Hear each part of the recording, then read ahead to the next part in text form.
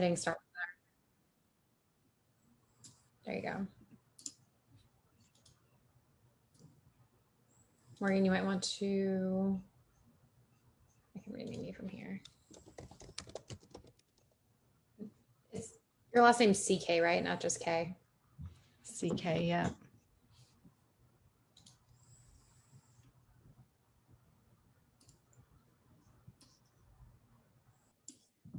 Okay, so now we are live. If you want to play music.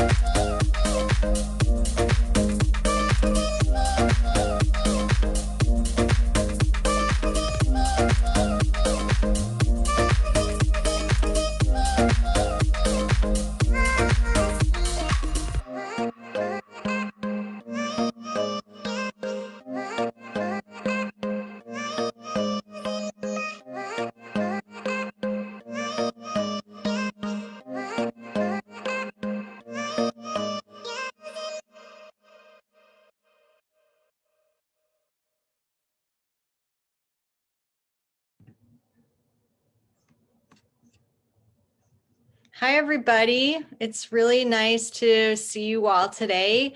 Thank you for joining us for our second webinar in the webinar series with NSPRA and Final Site on messaging in times of change. Today, we're going to be talking about something that I think many of us hoped would not be the reality again in 2021. But we are hoping that we can share some tips and tricks on how to get ahead of virtual fatigue and plan a really awesome virtual event. So today I would like to introduce who I'm here with. I am Morgan Delack. As I said, I'm Final Site's Director of Communications. I have a school PR and video background. I worked in a couple of school districts in the Chicago area before coming over to Final Site. And prior to working in schools, I spent my time doing television production. So this is a topic I'm really passionate about. So Jake. Hi, my name is Jake Sturgis, and I am the founder and owner at Captivate Media and Consulting. We're based in the Minneapolis area. I worked in school PR for 2 different school districts in the Minneapolis area for about 12 years before I started this business about 7 years ago. And we primarily work with school districts in terms of content creation, especially digital content creation. Last year, we worked with more than 50 high schools from across the world on creating virtual graduation ceremonies, and excited to share a little bit about what we've learned, but also I think there are a number of things changing from last year that we'll want to pay attention to here this year. And by the way, can you tell where I'm from? With the picture up, there's only one snowy picture, and yes, it's the guy from Minnesota. And Mia. Hi, everyone. My name is Mia. I am a member of Final Site's marketing team. I've been here for my gosh, a little over 7 years now. So I've been working in marketing and communications for a bit now. Prior to working here, I filmed weddings and also worked in television. So have a video background there as well. And now I think all of my video and photo skills go to documenting my toddler and my dog. So haven't dove into those skills in a few years, but always happy to join in on a conversation about it.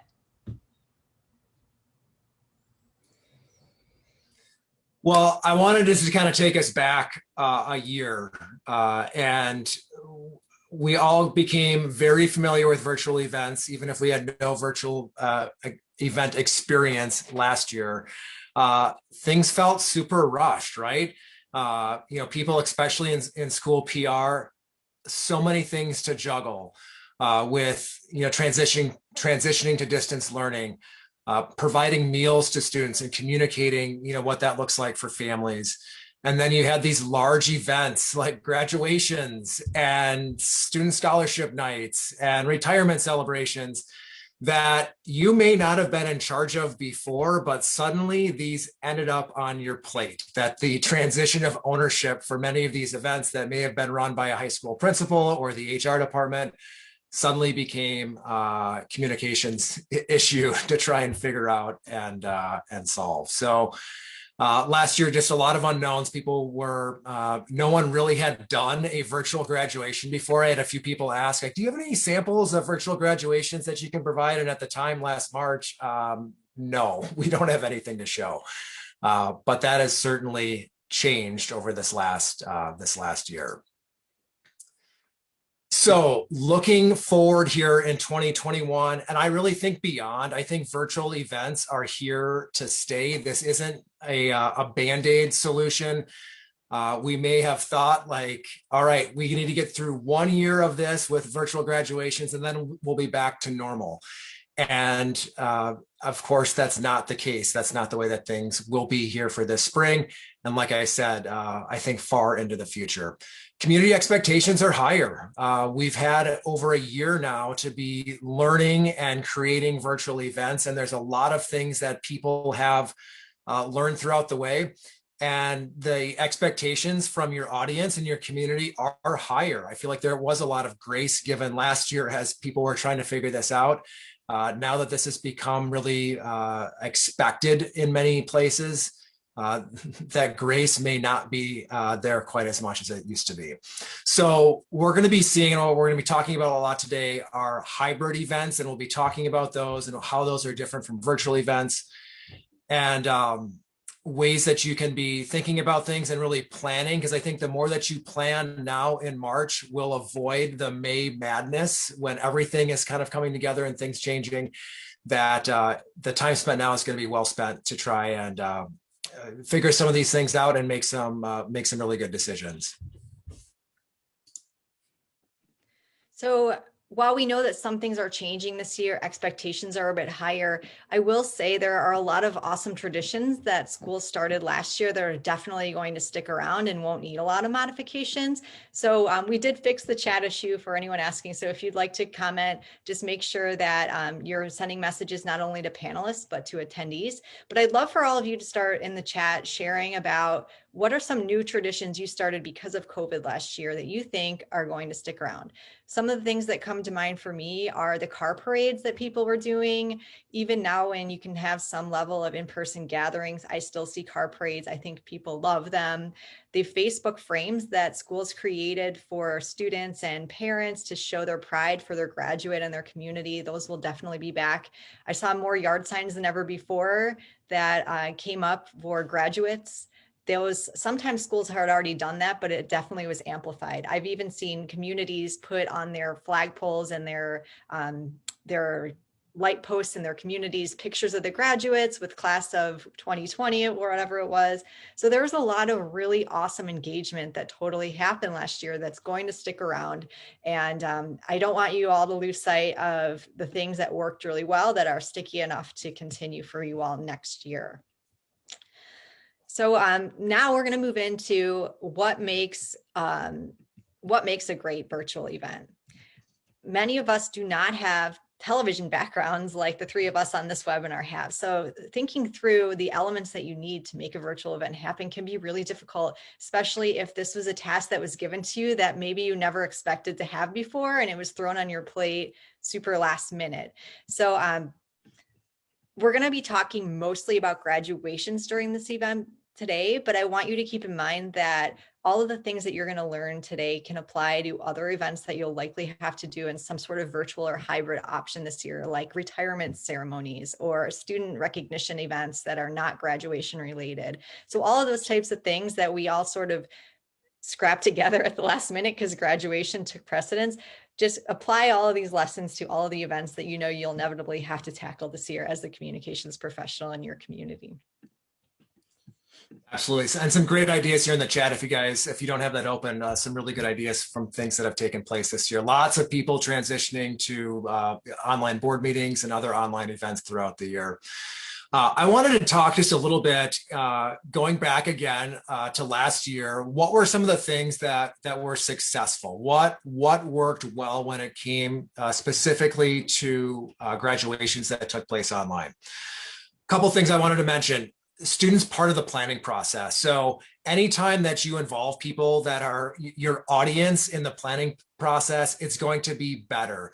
And the schools that brought in students got their perspectives, and it wasn't just a number of adults on a Zoom call trying to figure out what this was going to look like, but actually including students in the process. I think those were by and large better created graduation ceremonies than some of the other ceremonies that I saw.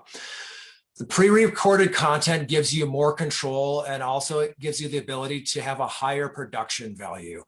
And at the beginning last year, many people thought that if you were doing a virtual graduation, that it had to be live. And I think many people figured out that it didn't have to be live. And in fact, I would say many that we worked with used YouTube Premiere as their place to put out graduation ceremonies where they were able to have more control and to be able to have that pre-recorded content, but play that back in a way that was kind of pseudo live when everybody's watching the same event at the same time. And in some cases able to chat with other people watching the video at that time. Having quality audio and video, and I would stress the audio. Many people, when they're creating these types of programs, they focus a lot on the video, but they forget about the quality of the audio. And if you can't hear people, if the sound is jumbled and staticky and distracting, you're going to lose people. And making sure that you've got high quality, microphones when those are available, as well as quality video. Copyrighted music. Maybe some people are brave enough in the chat to say if maybe your ceremony got flagged at some point from YouTube as you were trying to premiere that. Heard from a number of people who had copyrighted music in their ceremonies that YouTube did not like, as well as Facebook if people were streaming on Facebook. So that is something to keep in mind. There's a lot of different resources which we can share later in terms of royalty-free music that's available if you want to try and find music that you can use that isn't going to get you in trouble. Lots of photos and videos. So, graduations, you may think of talking heads and people, presenting, giving their speeches. People that were able to include more photos and videos to make those presentations a little more dynamic. I think a bonus pretty much for everyone that these ceremonies last year were shorter than traditional ceremonies. You didn't have that lag time of people coming up to a podium, waiting for someone to leave their seat and come up. Everything could be timed much better. And you could actually condense things a bit so then you didn't necessarily have to have those events quite as long in many cases as the traditional in-person events. Speaking of in-person events, there's a piece of keeping things that are traditions that you want the event to still feel like the event, but there are certain things that may not translate as well on video as they would have as an in-person event. So taking a look at those both traditional and non-traditional items, what are ways that you can reimagine some of those things if you are using video more within your ceremony to be able to bring those things to life. And then just elements of authenticity and surprise, and to not necessarily have things so stuffy and formal. Remember, a large audience for these graduation ceremonies is students, and it's important to keep them involved And if there's a little bit of humor and just being real, then that's not always a bad thing. I wanted to share a quick video example. This is from one of the schools that we worked with. This was a musical performance of the national anthem, which included an alumni who was a recording artist or is a recording artist, along with a student at the school who is in their choir.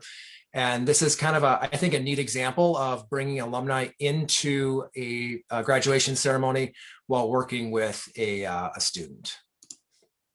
Oh, say, can you see by the dawn's early light what so proudly we held?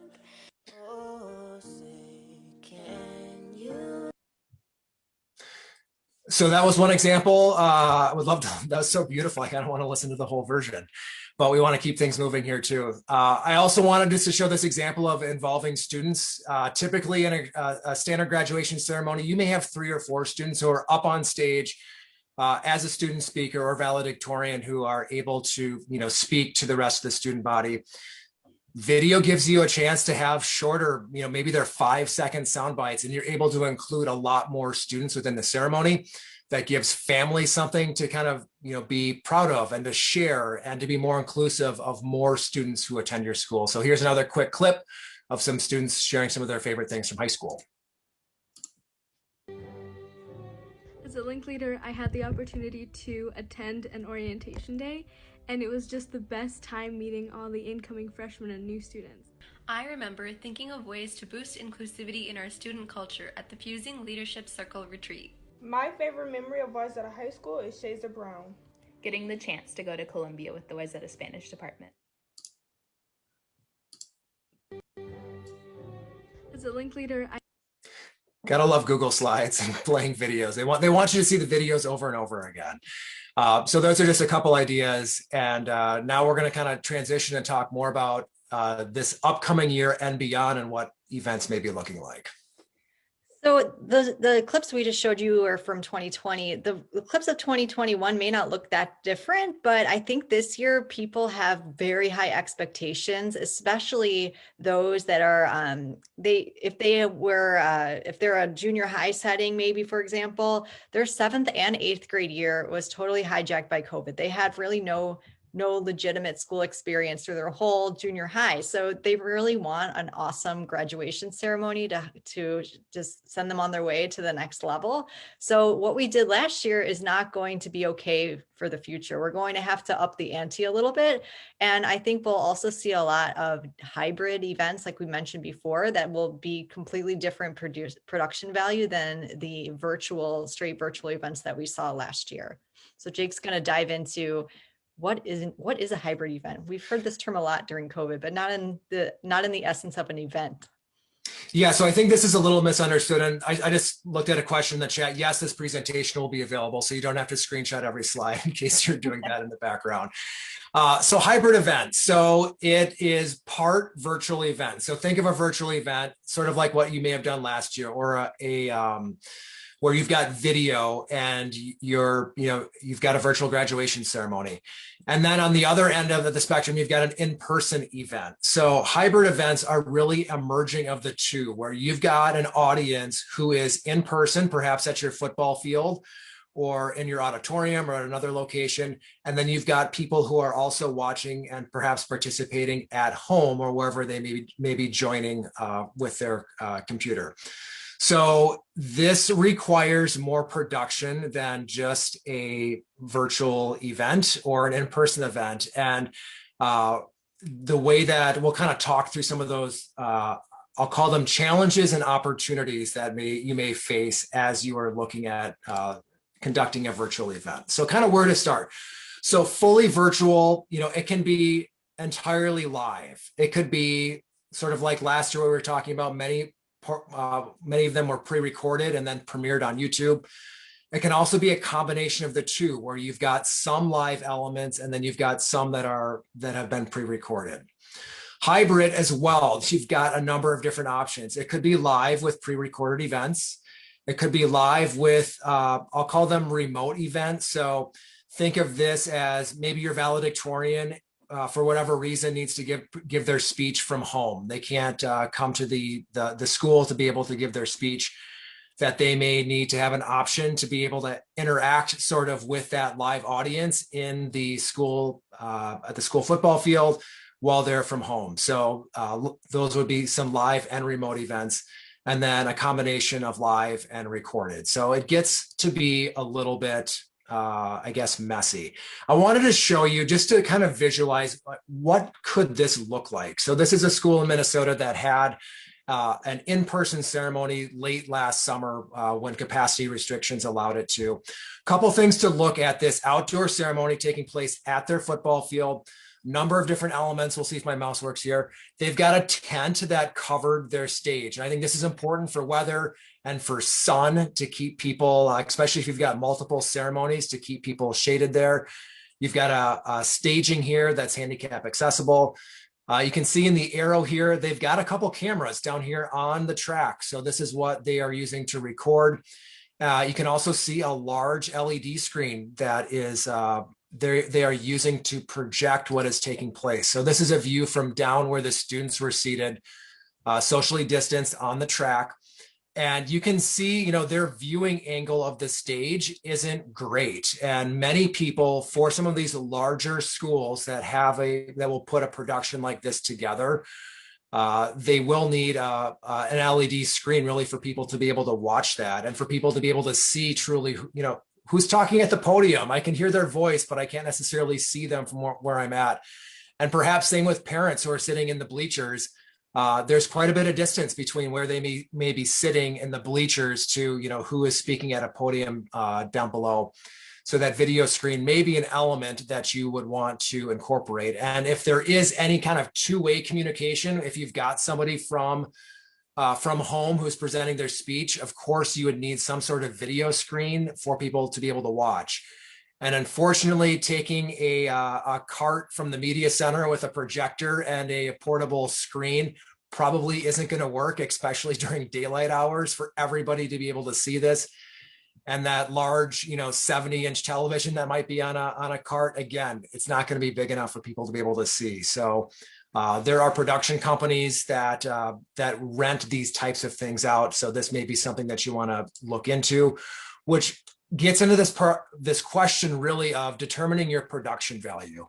And this photo is sort of meant to scare you a little bit in terms of the complexity, because these can be really complex productions, but it really depends on your event and your production value. And I like to give an analogy of just some different types of cars. So, I mean, you've got Kias, you've got Toyotas, and you've got BMWs, right? And obviously a few other car models within there, but they're all vehicles. They will all really get you to that destination that you're looking to get.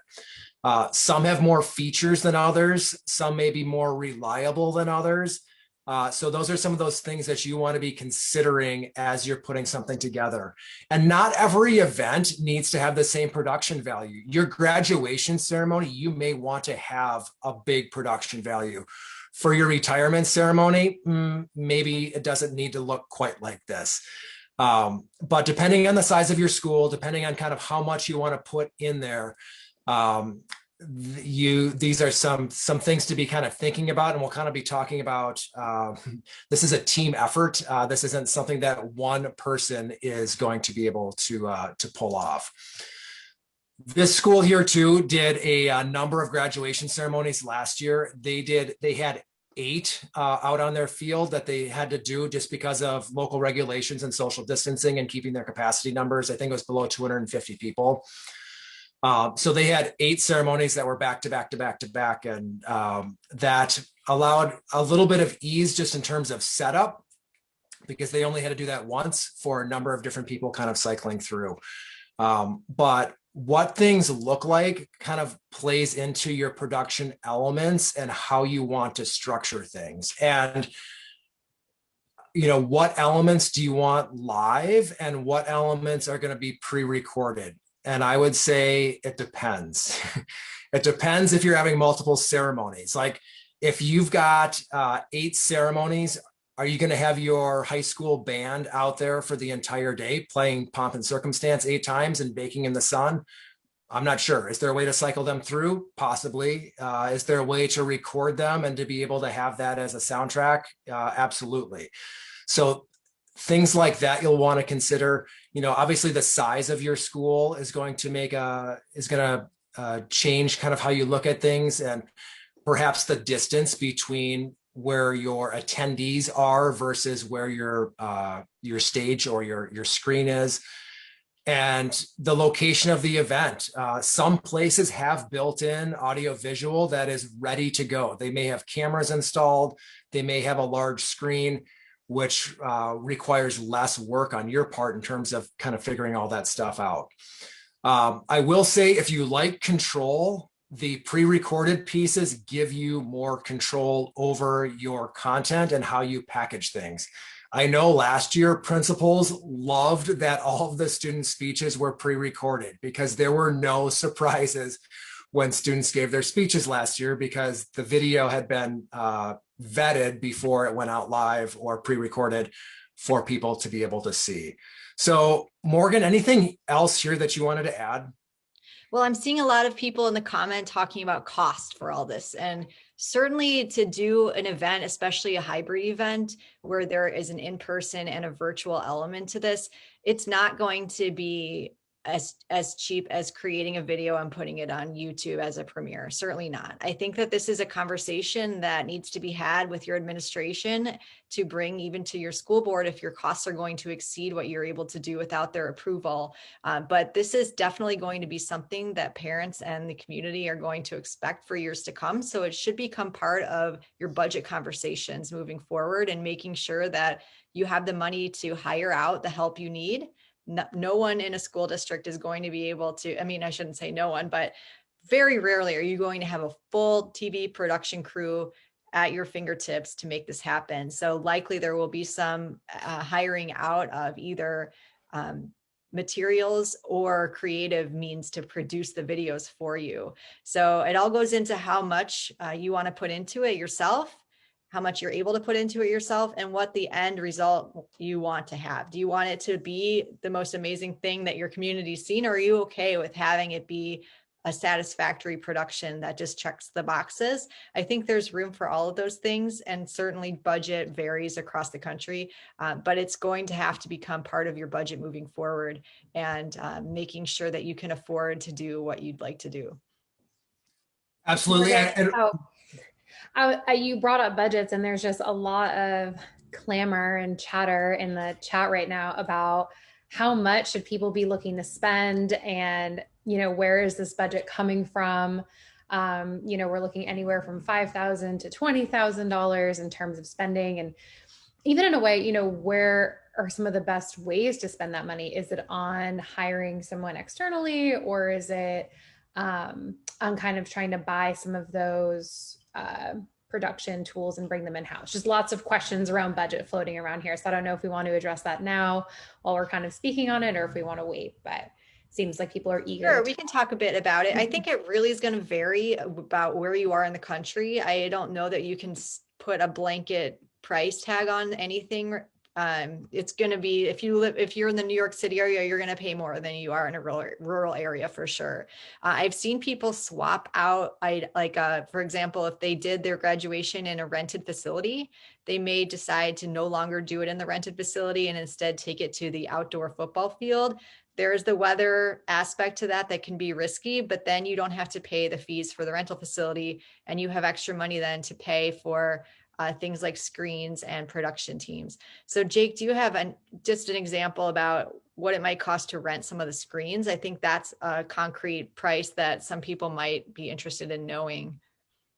Yeah, I think, for a production company that I reached out to just to kind of get some ballpark numbers, I mean, $5,000 and up is really, what you'd be looking at just for the screen.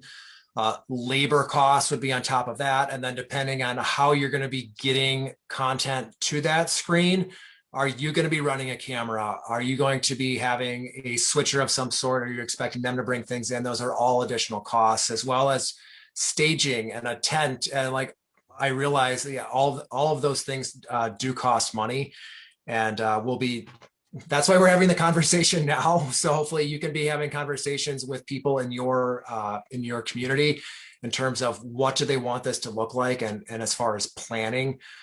There's a lot to be thinking about. This is not as easy as it was last year in terms of really everything more or less was pre-recorded and premiered on YouTube, which it's certainly another option, and it's a good option for people. But I know a lot of people are going to want to be bringing people back in person together and being able to merge some of those groups, because I don't care what school you're in, there's going to be staff members, there's going to be students, there's going to be parents for whatever reason can't attend an in-person event. And how do you provide an equitable experience for them to be able to attend virtually? So those are going to be conversations that will be taking place here for a while. I will say, like, if you're looking for kind of like a program to kind of help manage some of this stuff, at least on the video side, excuse me, OBS, which stands for Open Broadcaster Software, is free. And it's incredibly powerful. This is like, there's a lot of gamers and YouTubers that use this, and it's worth looking into, especially for some of your smaller events for streaming. I don't know if anybody can just throw a link in there, because I can't copy and paste as I'm talking, but OBS is a great solution that is free to be able to look at. Thanks, Kyle, for putting that in the chat. Yeah, I think the bottom line with costs, and we can get more into this in the Q&A at the end, is it all depends on what your goal is for this event, determining that with your administration, your board, knowing what your budgets are, and reallocating funds that you may have spent for an in-person event that you are going to have to put into the virtual. I know in the communications department, for me last year, graduation was never something I was heavily involved in, aside from showing up the day of and advertising it, of course, taking photos and videos. But the planning aspect of it, I didn't know very much about in advance. Maybe some of you on the call did have more involvement in that.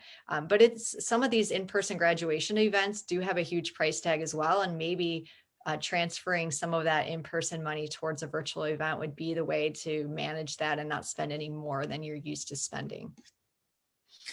We've covered a lot of these things here, just as far as like technology tips for success.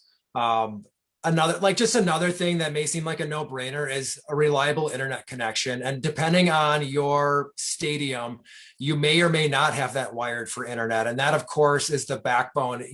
You can have as many fancy gadgets and gizmos and technology that you want, but if you don't have a solid internet connection to where it is that you're broadcasting from, your event's not going to go anywhere. There are solutions, as far as, hotspots, and then basically like these backpacks that merge a number of different cell signals together that are rentable, but again, expensive. But you'll want to check in on technology and internet and what's available in the location that you're looking at in terms of your ceremony. Another piece is having a team of people. So, working in a school, like I know there's typically, there's usually one or two people that like they get this, they know how to run this stuff, and they can help with the execution of this for an event. This is really a team sport. There are so many different pieces that need to be thought of, and one or two people running this is not generally going to be a successful event, especially for a larger one. And you also need to think of, what if that person needs to quarantine, or what if that person becomes sick at the time of the event? You need to have contingency plans and a backup and a team of people, not just relying on one person to be the tech whiz and make everything work. Also, another thing to look at is the delay on your streaming platform. So typically on YouTube, there's a delay of about 30 seconds when you go on YouTube Live versus what's happening in person and what you're seeing on on screen. So if you are doing a virtual event, you don't want Bueller, waiting for that person to, say something, knowing that, there's a 30-second delay, which is a huge amount of time when you're putting something together. There may be ways to kind of shorten that, depending on what platform you want to use, but keep that in mind as you are testing things out and getting your plan ready. Couple things just in terms of like packaging this and knowing your audience. So many people are going to be multitasking as they view your event. And You may think that your event is much must-see TV and everybody is on their couch in front of their television with a bowl of popcorn, and that is their only thing that they are paying attention to at the time, which would be great. But we know from over this last year of the pandemic, people multitask as they view your event. They might be cooking or cleaning or exercising. So just know that as you're creating content, and people are going to be watching things on different size screens, on phones, on tablets, on televisions. If you're creating graphics, make sure that you're looking at things or creating graphics that everybody can see. And also, just in terms of that multitasking, music and audio super important, because if someone just has an earbud in and they're just kind of listening to the event, those types of things are what they're getting from the event. I want to spend a little bit of time on this last item because I think it's really important, and it's typically an afterthought or a kind of an oh crap moment a day or maybe a few days before the event. When someone asks about interpreters and subtitles and how we are going to be communicating and with this event with people who may speak a language other than English. So what are some options out there? So multi-language content has really become the norm for many school districts, and even with video content. But live and hybrid events do pose a challenge to make this happen. The time is now to start planning for language interpreters if you have multiple languages spoken in your district. There are companies, and I'll put a link here in the chat, that offer remote interpreters that they can they can view a live stream and they can interpret in another language remotely from their, likely their home, without them having to be there in person to do that. There are also platforms out there, and Eduvision is one, where you can take one single stream from your event, whether that's through OBS or just through a camera, send that to them, and they can then, they will, if you set this up right, they will create separate links for your event for the different languages that you are looking to stream. So those, I think, are some really important pieces just in terms of reaching your entire audience and being inclusive and accessible. I just put those links. Inco is the company that, if you want to look into remote interpreters, there are a number of companies out there. And Eduvision looks a lot like YouTube. It's built for education, and they offer these interpreter options where someone is basically looking at, or you're reading along in that language for people to be able to understand. Quick tip, if you can get them scripts from your speakers and a program outline beforehand, it really helps the interpreters better know and to be able to anticipate what it is that people are talking about, and it's going to make the quality of their interpretation and the accuracy of that much better if they have an idea as far as what to expect from your event. So kicking off the event is important. So, how do you start when there may or may not be a processional kind of coming in? Morgan, you want to chat a little bit about this? Yeah, we'll go through these pretty quickly, but like Jake said, the introduction to your event sets the tone for what people can expect the rest of the time. It sets the tone for what the level of production value is going to be. It also reflects upon your district or your school's brand and what you stand for. So how you start the event is really important. Chances are high that when it begins, you're going to have the most people watching intently, and then they'll linger off. But if you start with a really impressive bang, it's going to set the tone for a great event. So if you are going to spend any money on hiring elements out or doing production, I highly recommend that you do that as your intro or your a produced element that starts out your event. So there's a lot of options when it comes to this. You can do something that's a little bit more simplistic, that's just graphics and photos with some music underlay. So Jake, if you want to share this. So this is how someone started their event. It's really awesome. It doesn't require a voiceover. It didn't require a lot of pre-produced elements, but it's really impactful, and it makes people want to watch. So this is one option to start your event. If you want to go to the next one. Yes. So you could also do something that is a bit more scripted, that tells a story. It's a storytelling element to begin. This has a voiceover, this has a script. This will take a lot more time to put together, but it does set the tone. So I will only play a little bit of this, but you can get the idea. These halls might be empty. These rooms are dark. But our pride for the future remains strong. The end of our senior year was nothing like we imagined. There were no senior class events, last dance, last game, final goodbye, or formal graduation. But what we did get was 4 years of building friendships and lifelong memories. You get the gist of this. This is a storytelling produced way of starting the event. Now, here's another option that one of our schools did. This is video recordings with audio. There's no real graphic elements, but it's an easier way to do this. That's still a nice way to begin it. So we'll share this too. And wouldn't we all love to live in this place on the beach right about now? But this is just a more simplistic way to begin. That's not someone standing in front of a podium saying, "Welcome to our graduation ceremony."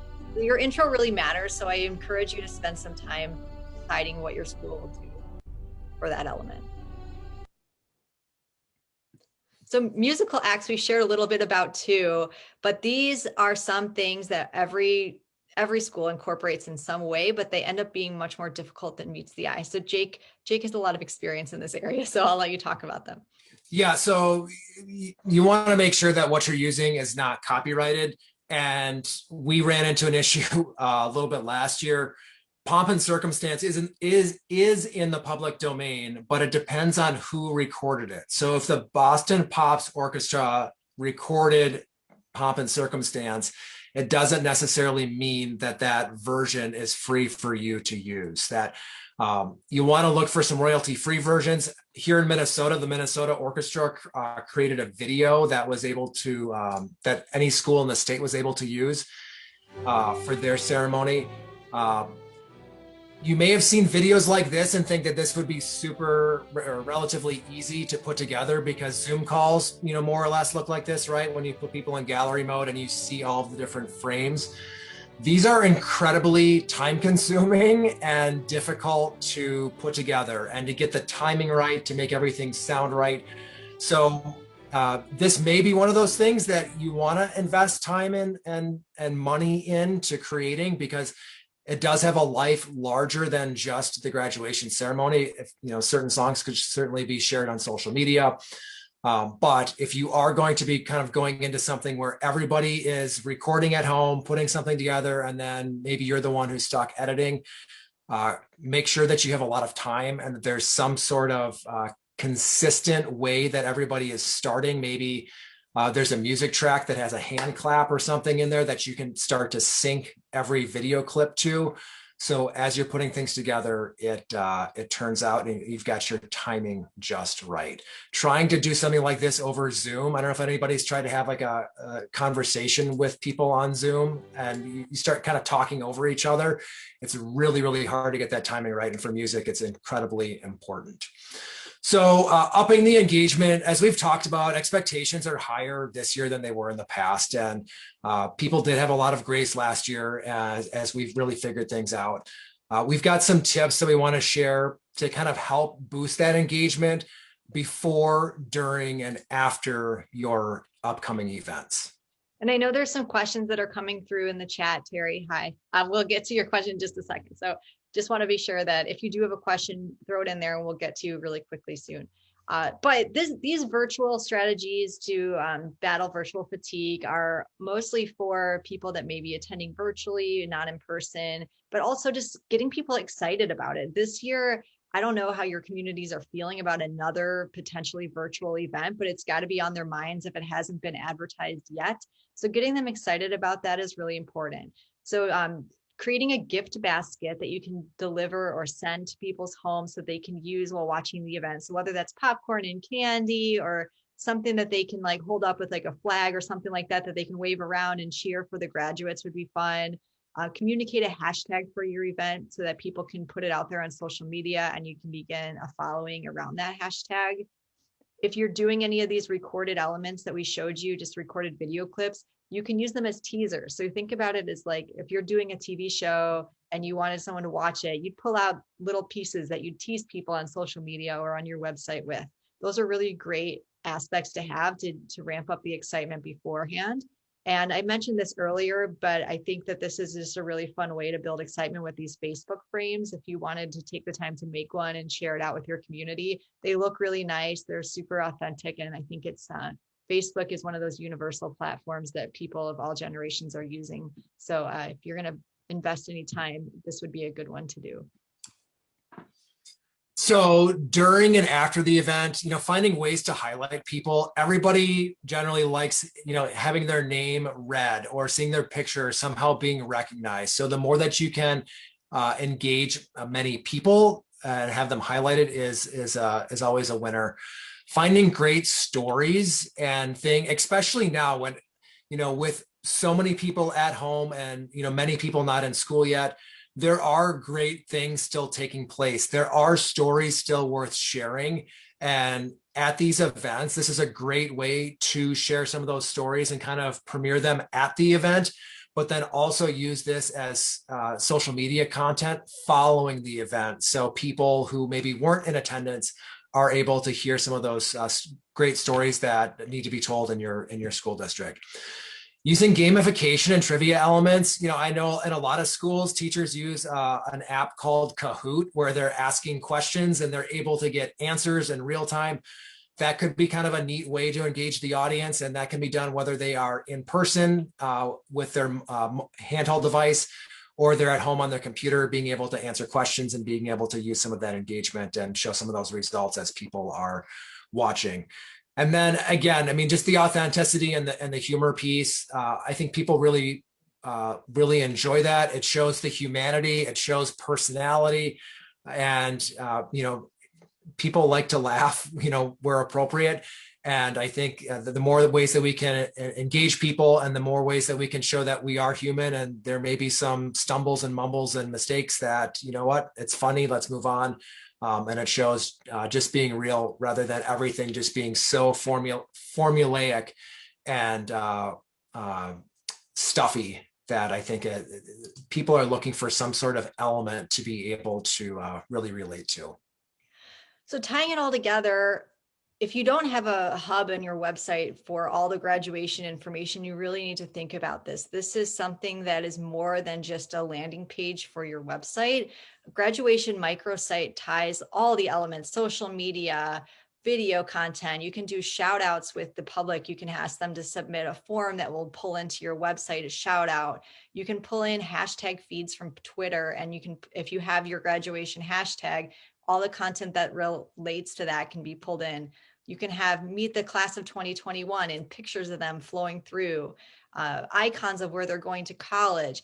This is just a really nice way to showcase everyone who's graduating. It's like you can send it to the grandparents and they can get every single thing they need.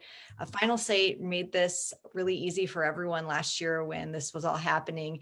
And we do have microsites that you can purchase, even if you're not a Final Site client, even if your website is hosted by someone else. We can build you these microsites that look super sleek, and they can be incorporated with whatever provider that you have. So if you're interested in learning more about these microsites, the URL there is at the bottom, finalsite.com/graduation, and you can see a video about what they look like and learn more about how you can get one if you're interested. So wrapping things up, we covered a lot. I know we want to make sure that we leave some time for questions here.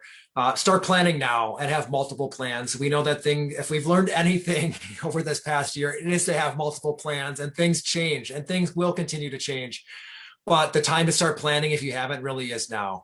Deciding that type of event, are you leaning toward hybrid, virtual, or in person?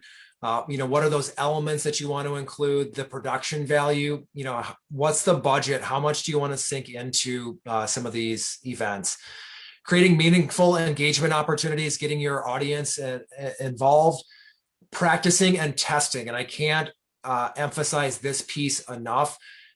Making sure that your internet connection, your technology, all those pieces are working before the event. Inevitably, things are going to come up on the day of the event The more that you've practiced, the more familiar you are, the better and sometimes bigger team you've got, the more that you know that you can, you'll be able to figure out a way to make things work.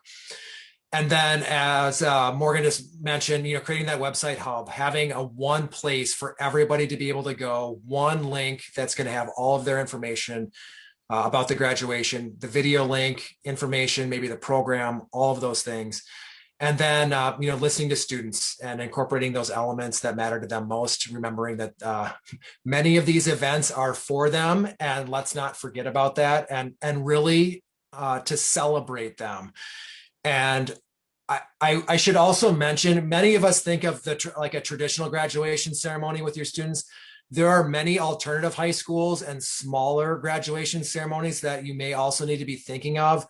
And the accomplishments for those students are no less than your traditional mainstream high school students. So make sure that they are also not forgotten about, and they will have an experience and a ceremony that is worth sharing and remembering for them as well. So with that, we've got one final plug here. Oh, well, if you may have gotten an email from me already, but School PR Day is a free virtual conference that we're offering for Final Site on Friday, April 23rd.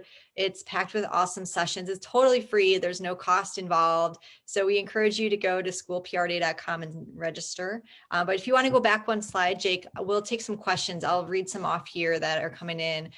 First, we have one from Terry. Jake, can you talk about outdoor screens? I'm concerned about glare for those in attendance watching the screen. How do you combat that? Yeah, so I mean, it's really trying to engage with a production company that specializes in events and event production to get you a screen that you need. So if you've been to an outdoor concert, if you've been to many, a sporting event, it's basically like a scoreboard that is portable that they bring in, that is, giant and heavy and unfortunately expensive to be able to bring in.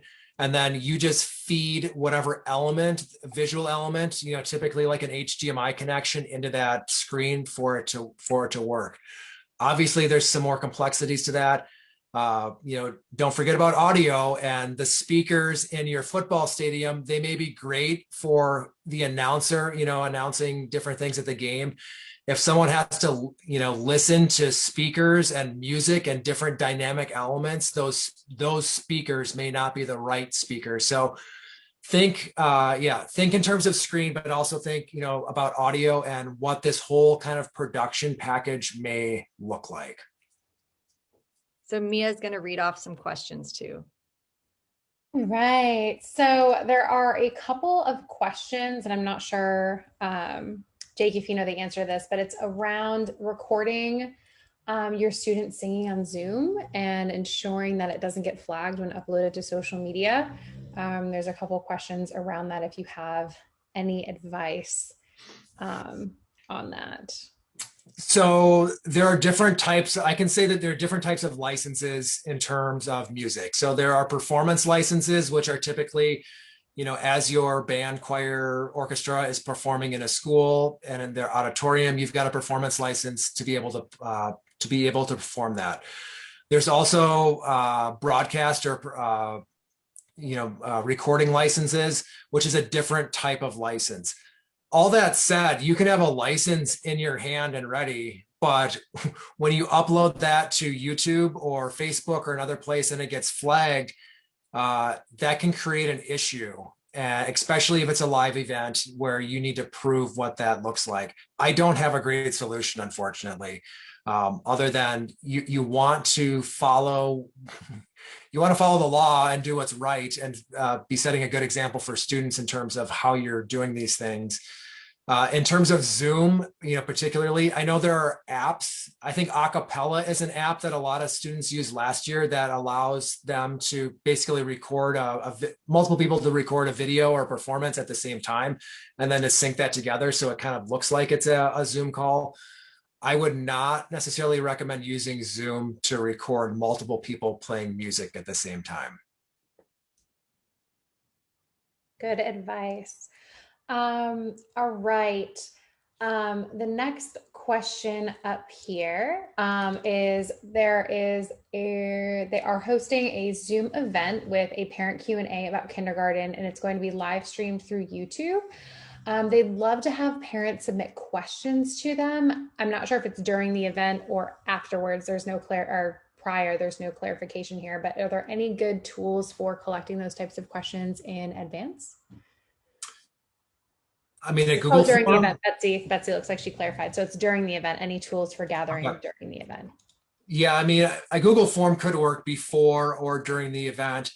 If it's going out on Facebook, I mean, there is an option for chat during events. You could certainly have questions coming in there.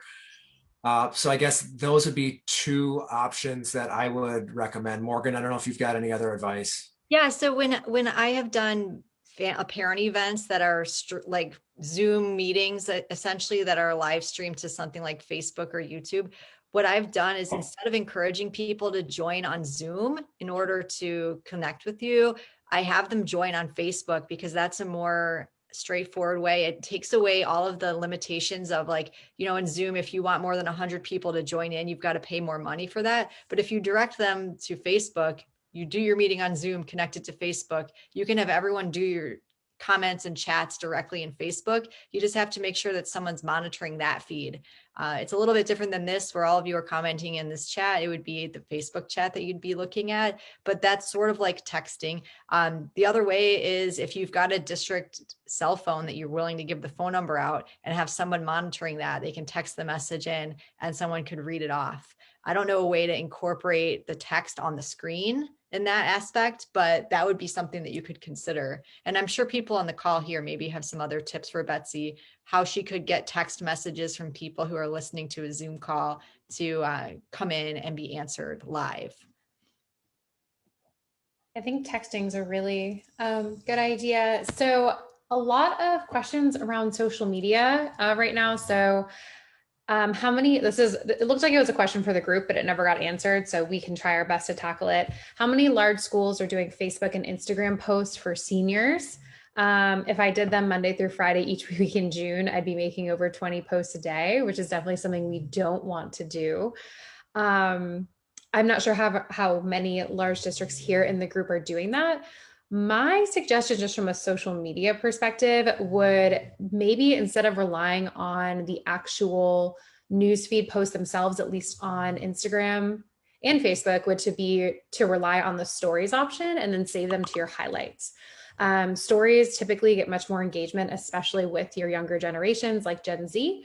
And there's no penalty for posting a ton of content on your stories every single day. So, I mean, if you had 20 students to feature a day, Monday through Friday, you can go ahead and post all of those right on your stories. And then maybe what you could do is you could always do like a recap in some type of image carousel in your feed. So everyone kind of gets their own spotlight in the story, but then on your actual feed, maybe you're combining people together in groups of 10 with the carousel option.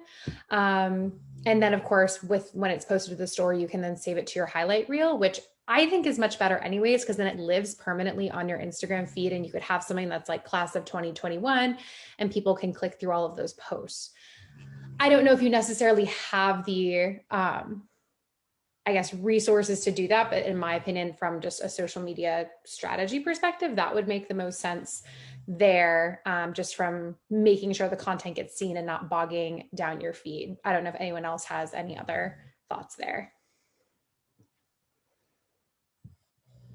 Looks like Crystal, who I'm co-presenting with in a couple of weeks on social media strategy, said that last year they posted over 1,000 stories, each highlighting the Stevenson High School seniors, and it was saved to their highlights, which is really awesome. I think it's just like so interesting to hear that all these things that people are doing, because our jobs have gotten a million times harder because of all this. Who would have thought that you'd be responsible for doing not only the event, but all of the pre-production, all of the engagement opportunities, all of the social media that comes with living in a virtual world. So hats off to everyone who's doing such an awesome job this year and last year doing these things. I can't imagine coming up with 1,000 individual Instagram stories. That seems very daunting. I think in a lot of those cases too, you can crowdsource your content. So maybe creating a form for each of your seniors where they share like, maybe what their nickname is, their favorite memory or something like that. So you're not having to come up with any original content and you're just really putting a picture, copying and pasting into a Canva template. Canva has all of those wonderful templates for Instagram stories already. So I think that there's probably a lot that can be done there as well. Connie had a great suggestion in terms of looking at local businesses who might be interested in sponsoring parts of the event.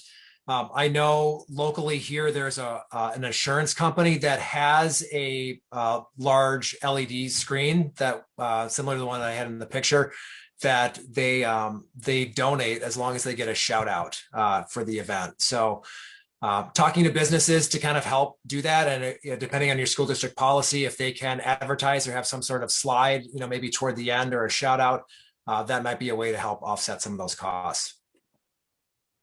So we have a couple minutes and I just want to take maybe one more question. And there are so many that I'm going to save the chat, and maybe we'll consider putting this together as a separate element that we'll post on finalsite.com so you all can get some more questions answered. But we have some general questions about upping your engagement for things like staff meetings or other things that are not graduation related. So Devin said, piggybacking off of Kathy's question, ideas to increase engagement for an all staff virtual event. It will be an all-day event and we want to keep interest and engagement as high as possible throughout the day. So here's a couple of just easy ideas that you can incorporate. Going back to some of the takeaways we had here, people love to see themselves highlighted. And one thing that we did at Final Site, which I thought was really fun, was if it was a staff event, we had people send in baby pictures of themselves. And then periodically throughout the day, we'd put up a few baby pictures and say, guess who this person is. So it's fun. It adds humor. It adds a little bit of getting to know you element to your event. So you can say, oh yeah, that's so-and-so. That's really fun. Another thing to do is purchase some swag for your district ahead of time and do gamification throughout your event, making sure that people are paying attention throughout the day. So you could insert little statistics in presentations or whatever your event happens to be. And at random points in the day, you could say, okay, everyone go in the chat right now. And the first person to answer this question correctly gets a free t-shirt or a free visor, or whatever it is that will make sure that they know that if they're paying attention, they have the opportunity to win things. Those are other things you can do. Jake, any ideas? The only other thing that I would add, depending on the program, if you can include breakout rooms, I mean, the more that people are able to engage and have conversations, so it's not just a sit and get type of presentation, but if they can be engaging and having conversations with their colleagues, that's always another great engagement tool. So it is 1 o'clock. I want to be mindful of everyone's time, but I will save the chat. And like I said, I'll put together some more questions. This seems to be a really popular topic for good reason. And just so you're aware, we do have similar sessions about how to do virtual events really well that are happening at School PR Day. So if you want to sign up for that, again, it's free and we'll expand upon some of these thoughts there. So next week, we have another webinar, Messaging in Times of Change. This one for next week is all about how to use your website most effectively and what people expect in a website now in the era of COVID. So we hope to see you next Wednesday at 1. I'm really glad to see some of my friends on here and some new faces and names. Thank you, Jake, for joining us too. The recording of this will be sent to everyone who signed up, so you can look for that in your inbox soon. Have a great Wednesday, everyone, and I hope to see all of you next week. Thanks, everyone. Thank you.